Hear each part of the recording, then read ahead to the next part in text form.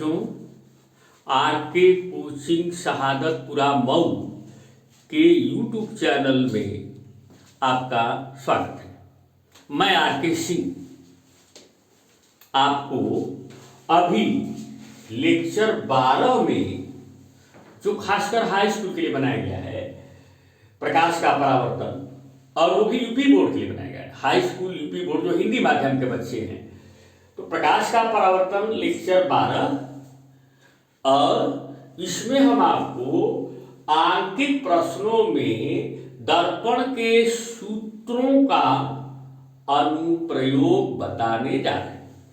देखो बच्चों, अब तक हम जो सूत्र पढ़े हैं, 2 सूत्र पढ़े हैं। पहला 1/v प्लस 1/u बराबर 1/f।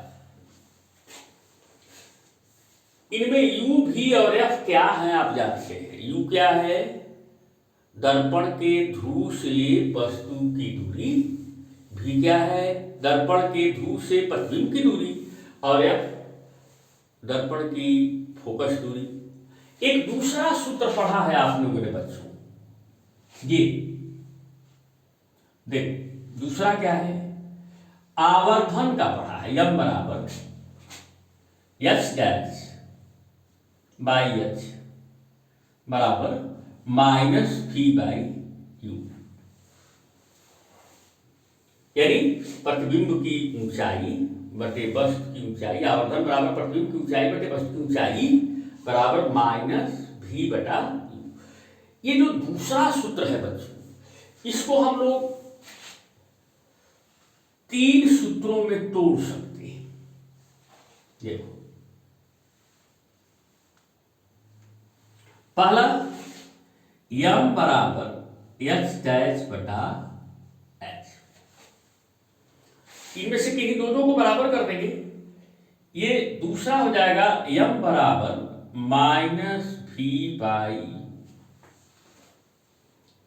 इसको बराबर करें। अब एक और बन सकता है h dash by h is equal to -v/u। तो ये 3 सूत्र बन जाते हैं। अब सवाल इस बात का है कि कैसे हम इन सूत्रों को उपयोग में लाएंगे। तो देखो बच्चों, हमसे सवाल पूछेगा तो इनमें से कोई किसी एक अज्ञात राशि के बारे में पूछेगा। अब कुछ राशियों का मान दिया रहेगा, तो हम क्या करते हैं, उपरोक्त सभी सूत्रों में, उपरोक्त सभी सूत्रों में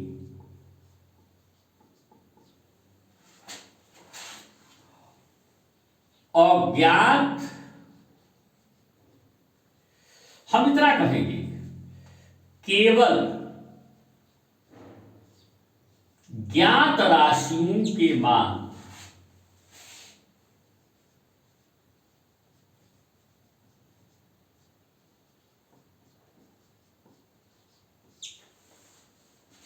चिन्ह के साथ रखते हैं।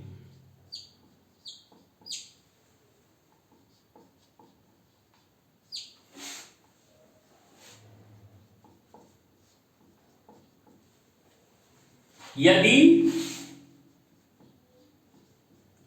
केवल एक राशि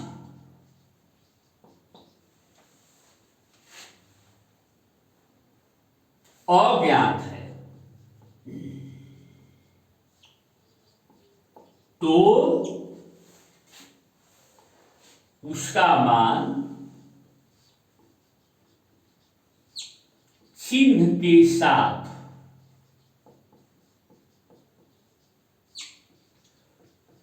प्राप्त हो जाता है। देख, हमने ऐसा क्यों लिखा? एक तो मेरे पास केवल 2 सूत्र थे, 1/v प्लस 1/u बराबर 1/f। तो पहले सूत्र पर विचार करते हैं, नंबर 1। जैसे देखो, यू और एफ का मान मालूम है अगर, तो यू और एफ का मान चिन्ह के साथ लिख दो, तो भी का मान आपको चिन्ह के साथ मिल जाएगा। लेकिन कभी कभी होता क्या है कि केवल एक राशि का मान मालूम होता है। जैसे मान लो केवल यू का मान मालूम है, अब भी और एफ का मान नहीं मालूम है, तो केवल यू का मान चिन्ह के साथ रखो ना, भी और एफ में एक संबंध मिलेगा, कोई इसी प्रकार का और एक संबंध मिल जाएगा और उनको हल करके उन दोनों का मान निकाल लेंगे। लेकिन अक्सर ज्यादातर सवालों में एक अज्ञात राशि होती है और बाकी सब ज्ञात होते हैं। हम अभी आपको सवालों की सहायता से समझाएंगे। अब यही देखो, इसमें जो नहीं मालूम है, जो मालूम है, जो ज्ञात है, उनका मान चिन्ह के साथ रख दो। जो नहीं मालूम है, जो अज्ञात है, उसका मान चिन्ह के साथ मिल जाएगा। ये भी है, देखो इसमें जो मालूम है उनका मान चिन्ह के साथ रख दो, जो नहीं मालूम है उसका मान चिन्ह के साथ मिल जाएगा। तो ये भी है, माने किसी भी सूत्र में केवल ज्ञात राशियों का ही मान चिन्ह के साथ रखते हैं। इसलिए हमने कहा उपरोक्त सभी सूत्रों में केवल ज्ञात राशियों के मान चिन्ह के साथ रखते हैं। यदि केवल एक राशि अज्ञात है, माने नहीं मालूम है, तो उसका मान चिन्ह के साथ प्राप्त हो जाएगा। अब हम एक सवाल आपको बताते हैं बच्चों, इससे कुछ चीजें स्पष्ट हो जाएंगी। लेक्चर कौन सा है?